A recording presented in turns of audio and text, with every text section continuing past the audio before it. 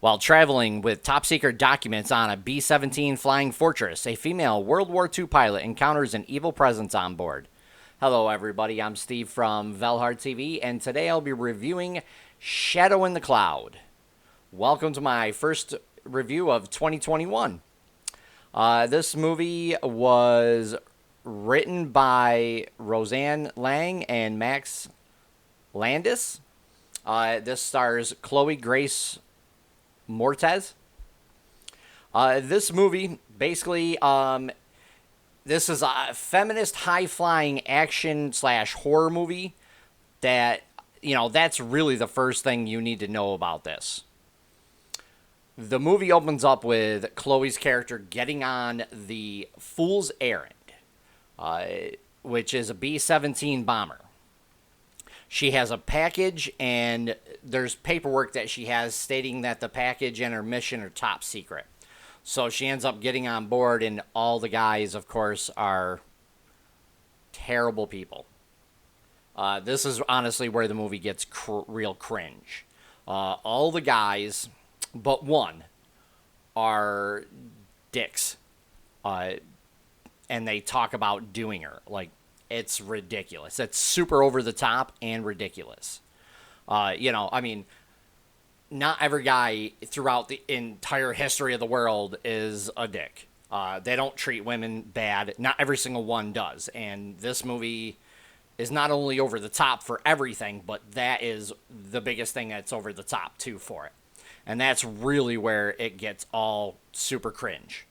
I started cringing as soon as the guys started talking for this. It was ridiculous. The men basically put Chloe into the belly gun. I don't know exactly what it's called, but they put her down there because it's apparently not safe while they're taking off. So they want her to be safe, so they put her down there. And then that's where basically everything goes wrong once they take off. They start trying to question her because, her her paperwork is from a top-ranking general, and they still don't believe it because she's a woman. This is where, everything goes awry.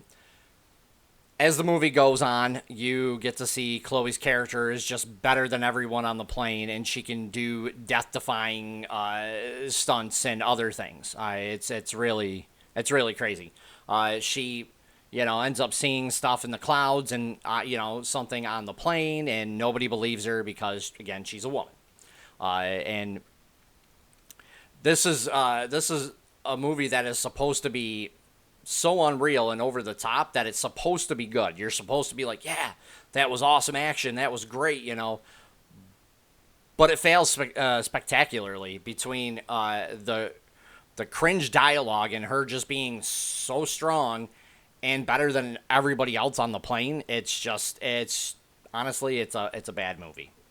All around, there was too many cringe moments in it. I will say that the CGI was actually okay. I didn't really have a problem with it.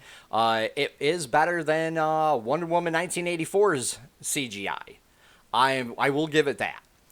There are some good moments in the movie though. Basically, the fight scenes with the Japanese planes were pretty good. But that was really about it.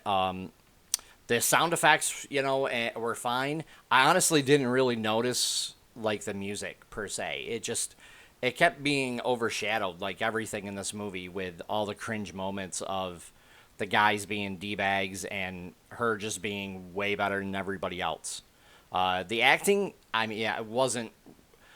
the acting wasn't really good, but it wasn't really any of the actors' faults. It was... They only could do what they could do with what was written. These characters don't have any substance to them, and they just are really thin, and it didn't really, make a lot of sense. You know what I mean? It really fell short. You know what I mean? So the acting wasn't any of the actors or Chloe actress's fault. This was This was just really poor writing. I will say that Chloe did a good job with what she had to work with.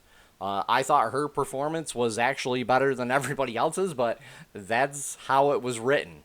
You know, her character is better than everybody else because she's a woman and all the men are just d-bags to her. So, yeah, she did good work for what she had. So I will give her that. I've seen her in a couple other things. She's not a bad actress. It's just this, she did what she could do in this, and it wasn't bad at all for her acting. Overall, this is just a bad movie. There's just too many cringe moments in it. I would honestly not recommend paying for this at all. I can't even remember what the price is. It's stupid. Yeah, I would honestly give this at least a 4.5 out of 10. There was just too many cringe moments in it. The CGI didn't help save it. The action scenes again, the fights with the plane, with the Japanese planes weren't bad. There were a few other scenes, where they did some shooting and fighting in the plane, but it's, I mean, that was just standard stuff, so it wasn't bad or good for all of this. But yeah, if you guys like what I do, please hit the like button and also comment down below. Let me know if you've seen this movie and what you thought of it. Take care for now, everybody.